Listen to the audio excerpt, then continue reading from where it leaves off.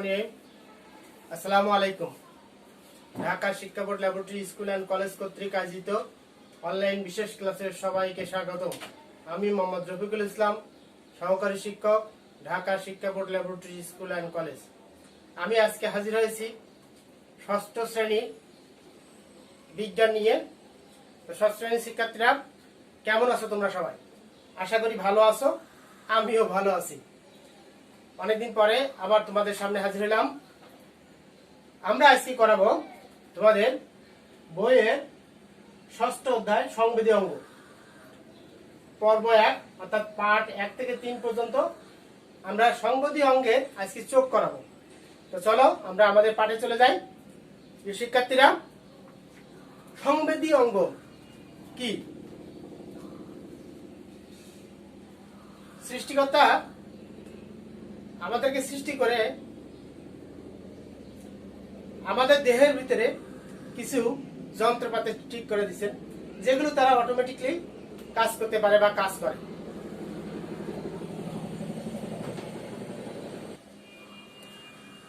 এই অঙ্গগুলো আমাদের কোনো কিছু বলে দেওয়া লাগে না, তারা নিজেরা কাজ করতে পারে। যেমন আমাদের চোখ, আমাদের নাক, আমাদের কান, আমাদের জিহ্বা, আমাদের কি ত্বক। এই অঙ্গগুলো একত্রিতভাবে এদেরকে সংবেদী অঙ্গ বলা হয়, অর্থাৎ এরা সংবেদনশীল বা সংবেদন প্রক্রিয়ায় অংশগ্রহণ করে থাকে। তুমি যখন খাদ্য খাও তখন খাদ্যটা টক না মিষ্টি না তিতা না ঝাল মুখে দিলেই তুমি ফট করে বুঝতে পারো। অর্থাৎ এই জিহ্বা তোমার এই কাজটি করে দেয়। যেমন পথ দিয়ে হেঁটে যাচ্ছ, হঠাৎ করে তোমার সামনে দিয়ে কিছু গেল, বা তুমি বাসায় আসো, একটা মাছি তোমার সামনে দিয়ে ফট করে তোমার চোখ বলে দিবে তোমার সামনে দিয়ে কিছু একটা গেছে। এরপরে তোমার গায়ে যদি একটা কাটা ফুটে বা বিঁধে, তাহলে তুমি সেখানে ব্যথা পাবে, ফট করে ত্বক তোমাকে মস্তিষ্কে তার ব্যথার কথা জানিয়ে দিবে। এমনি ভাবে আমাদের কান, নাক একই কাজ করে। কান হলো কি আমাদের কোনো শব্দ শুনতে সহায়তা করে, এবং নাক যে কোনো প্রকার গন্ধ বা ঘ্রাণ নিতে সহায়তা করে। তো চলো আজকে আমরা এই গুরুত্বপূর্ণ অঙ্গগুলোর ভিতরে প্রথম অঙ্গটি আমরা চোখ দেখব। তাহলে আমি তার আগে সংবাদে অঙ্গ সংজ্ঞাটা বলে দিই। যে সমস্ত অঙ্গের সাহায্যে আমরা স্বাদ গ্রহণ, দেখা, ঘ্রাণ নেওয়া, তাপ গরম বা ঠান্ডা অনুভব করা এবং কি শ্রবণ বা শুনতে পায়, সেই সমস্ত অঙ্গগুলোকে একত্রে কি সংবেদী অঙ্গ বলে। অর্থাৎ যে সমস্ত অঙ্গ সংবেদনশীল বা সংবেদন প্রক্রিয়া অংশগ্রহণ করে তাদেরকে সংবেদী অঙ্গ বলে। আমরা আজকে প্রথম যেটা পড়বো সেটা হলো চোখ। সেক্ষেত্রে চলো আমরা চোখ সম্পর্কে একটু জেনে নিই। চোখ হলো আমাদের দেহের একটি গুরুত্বপূর্ণ কি অংশ, আমাদের দেহের গুরুত্বপূর্ণ একটি অঙ্গ। এই চোখ ছাড়া আমরা কি কিছু দেখতে পাই? যার চোখ নাই, চিন্তা করো তো, তার কাছে আলো বা অন্ধকার কোনটাই কি অনুভবযোগ্য না। তার কাছে রাতও যেমন, তারা দিনের আলো তেমন। চলো আমরা আমাদের আজকে পাঠের মূল বিষয়তে চলে যাই। পাঠ 1 থেকে 3 সংবেদী অঙ্গ চোখ। আমরা চোখ খুললে, দেখো আমি চশমা খুলে যাচ্ছি, আমার চোখের উপরে দেখো এটা হলো চোখের পাতা। তোমরা সবাই দেখতে পাচ্ছ, এটা কি চোখের পাতা। অর্থাৎ চোখ খুললে আমরা যে অংশটি দেখতে পাই, উপরে পর্দাটা দেখতে পাই, তাকে বলা হয় চোখের পাতা। এরপরে আসো চোখের কনজাংটিভা।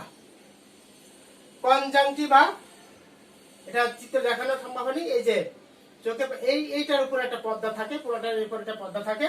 চোখের পাতা খোলার পরে যে কালো একটা পাতা পর্দা দ্বারা চক্ষুগুলো পুরোপুরি ঢাকা থাকে, সেই পাতাকে বলা হয় কনজাংটিভা। এরপর আসে অক্ষিগোলক।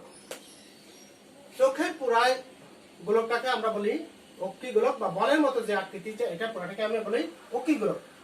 অক্ষিগোলককে আমরা আবার 3টি ভাগে ভাগ করতে পারি। অক্ষিগোলক কয়টি ভাগে ভাগ করতে পারি? 3টি ভাগে ভাগ করতে পারি। একটা হলো স্ক্লেরা, একটা হলো কোরাইড, একটা হলো রেটিনা। স্ক্লেরা, এই বাইরের এই পর্দা, বাইরের এই অংশটাকে বলা হয় স্ক্লেরা, মানে অর্থাৎ চোখের পাতা কনজাংটিভের পরে যে অংশটা, এটা হলো বলা হয় স্ক্লেরা। এই স্ক্লেরার সামনের একটা অংশ আছে যেটাকে আমরা বলি কর্নিয়া। এটার ভিতর দিয়ে আলো আমাদের ভিতরে চোখের অভ্যন্তরে প্রবেশ করে। এটা এটা হলো প্রথম ধাপ। এই কর্নিয়ার কাজ কি?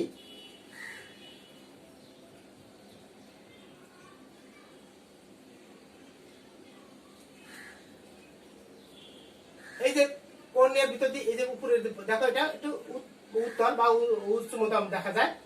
এটার ভিতর দিয়ে আলো প্রবেশ করাটাই হলো এর প্রধান কাজ। কর্নিয়ার, এই কর্নিয়ার পরে থাকে কোরাইড। এই যে কোরাইড অঞ্চল, এই কোরাইড অঞ্চলের ভিতরে রয়েছে আইরিশ।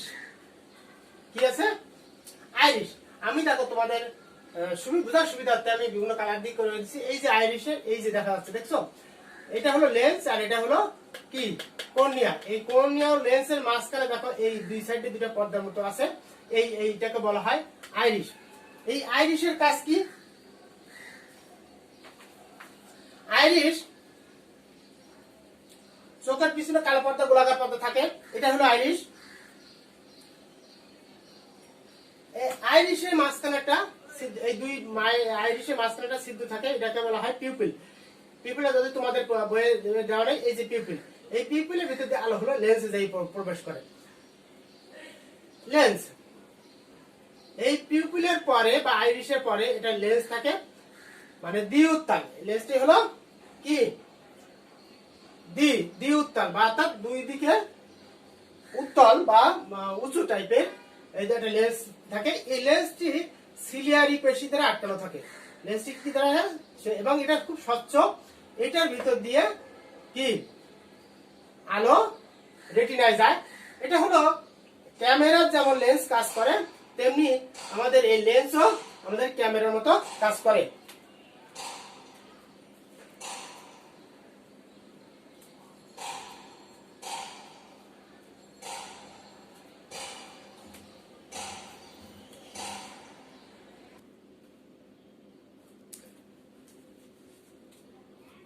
এই এখানে লেন্সটি যেহেতু সিলিয়ারি পেশি দ্বারা আটকানো থাকে, এই সিলিয়ারি পেশি আবার সংকোচন প্রসারণ হতে পারে।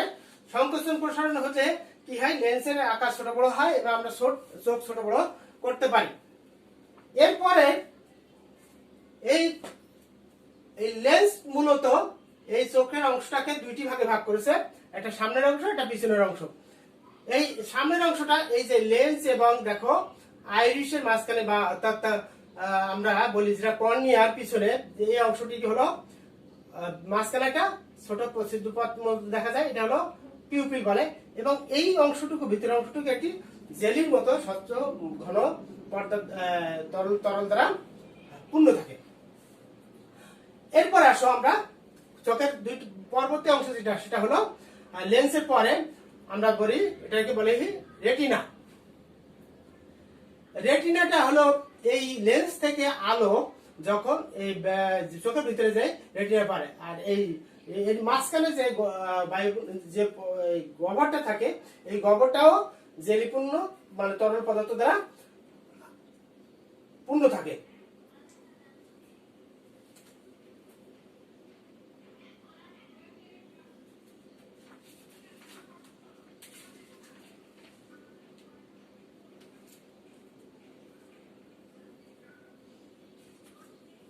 রেটিনা মূলত একটি সংবেদনশীল স্তর, এবং এটা সংবেদনশীল স্তরে কাজ করে।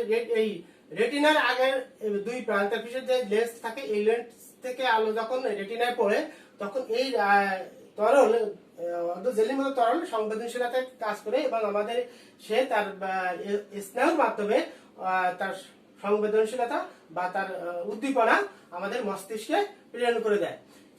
এই 6টি সিলিয়ারি পেশি দ্বারা, আমাদের এই যে অপটিক স্নায়ু বা সিলিয়ারি পেশি দ্বারা আমাদের চোখ আমাদের মস্তিষ্ক বা মাথার অক্ষিকোণের সাথে সংযুক্ত থাকে, যার কারণে আমরা দৌড়াদৌড়ি বা চলাফেরা করলে চোখ বেরিয়ে যায় না। সিলিয়ারি পেশিগুলো, এগুলো পেশিগুলো অপটিক স্নায়ু বা অপটিক পেশি বলা হয়। এগুলো দ্বারা হলো কি চোখ হলো অকিগুলোর সাথে আটকানো থাকে। তো সুপ্রিয় শিক্ষার্থীরা, আমরা তাহলে আজকে কি শিখলাম? আমাদের চোখটাকে আমরা কি চোখের প্রথম অংশটাকে আমরা যেটা পাতা বলছি, এর পরের অংশটাকে বলছি পাতার নিচে যে পর্দাটা থাকছে কালো, এটাকে বলা হয় কনজাংটিভা। এরপরে বলা হয়েছে অকিগুলো পুরো গোল অংশটাকে বলছি আমরা অকিগোলকটাকে আমরা আবার কয়টি ভাগে ভাগ করছি? 3টে ভাগে ভাগ করা হয়েছে, 3টে স্তরে ভাগ করছি। 3টি ভাগে, এই 3টে ভাগ প্রথমটা হলো কি স্ক্লেরা, পরেরটা কোরাইড এবং রেটিনা। স্ক্লেরা কোনটা? স্ক্লেরা বাইরের যে পর্দা অংশটা আসলে স্ক্লেরা, এই স্ক্লেরার সামনে যে অংশটুকু বলা হয় এটাকে বলা হয় কর্নিয়া। এরপরে কোরাইড অঞ্চলে যেটা বলছি সেটা হলো স্ক্লেরার নিচের অংশটি কোরাইড, এবং এই কোরাইডের ভিতরে রয়েছে আবার আইরিশ পিউপিল লেন্স। এবং তৃতীয় ধাপে যেটা আমরা বলছি রেটিনাটা হলো সর্বভিতরের অবস্থান, এবং এটি হলো আমাদের আলোক সংবেদনের কি মূল স্তর। তো সুপ্রিয় শিক্ষার্থী, আমরা মোটামুটি চোখের গঠন সম্পর্কে জানতে পারলাম। উপরের ক্লাসে উঠলে তোমরা এর থেকে আরো বিস্তারিত গঠন সম্পর্কে জানতে পারবে। মোটামুটি সরল গঠনটা এখানে দেখা হয়েছে। এখন এই চোখের যত্ন সম্পর্কে আমাদের একটু জানার দরকার। যারা চোখ থাকতে অন্ধ অনেকে বলা হয়, আবার বলা হয় যে চোখ নাই বা চোখের আলো, পৃথিবীর আলো দেখতে পায় না। এর মূল কারণটা কি?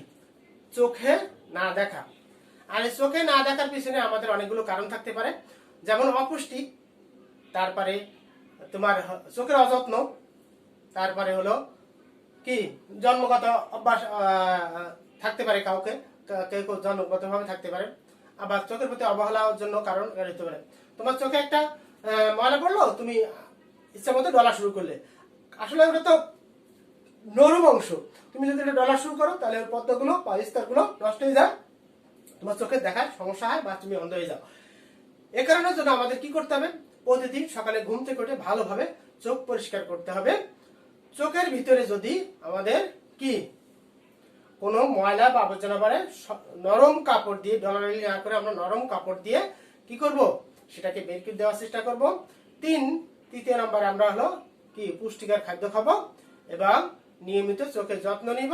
চোখের যদি সমস্যা হয় তাহলে আমরা অবশ্যই ডাক্তারের কাছে দিব। সুপ্রিয় শিক্ষার্থী, আজকে মোটামুটি আমরা চোখের ঘটনা শিখে ফেললাম। আমরা এর পরবর্তী ক্লাসে তোমাদের আরো সংবেদী অঙ্গের আরো কয়েকটি অংশ, যেমন আমরা কর্ণ, কান এবং নাক নিয়ে আলোচনা করব। সে পর্যন্ত সবাই ভালো থাকো, সুস্থ থাকো। আল্লাহ হাফেজ।